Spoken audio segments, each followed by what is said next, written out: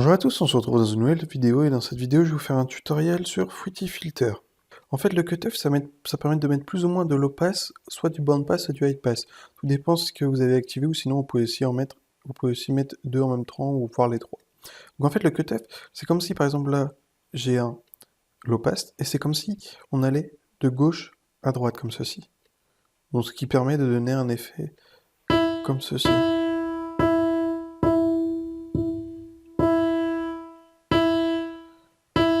En fait, la résonance, ça permet de, par exemple, si je prends un EQ, ça permet de mettre en fait plus ou moins haut la courbe, bon, ce que vous avez sélectionné. Donc, par exemple, moi, c'est un low pass.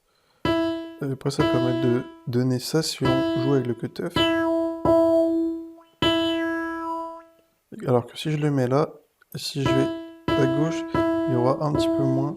Il va couper plus facilement en fait. Donc après, c'est comme si on était tout en bas. C'est comme si on était tout en bas et qu'on allait là. Alors que si j'augmente un peu la résonance, c'est comme si j'étais ici et puis j'allais comme ça. En fait, le low pass, ça permet de couper donc les hautes fréquences et donner cet effet-là quand on joue avec le cutter. Quand on va vers la gauche. En fait, le band pass, c'est comme si on prenait une partie des fréquences et après, avec le cutoff, on va de gauche à droite. Donc c'est comme si on était comme ceci, et après, le cutoff, on va de gauche à droite. Et c'est comme si on avait juste une partie des fréquences. Donc je vais vous montrer.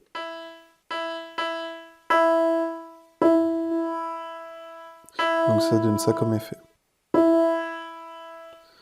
En fait, le high pass, c'est quand on coupe les basses fréquences, et en fait, c'est à l'inverse du low pass, en fait. Donc c'est comme si on était comme ça, et après avec le cutoff, on bouge de gauche à droite. Et donc ça donne ça comme effet.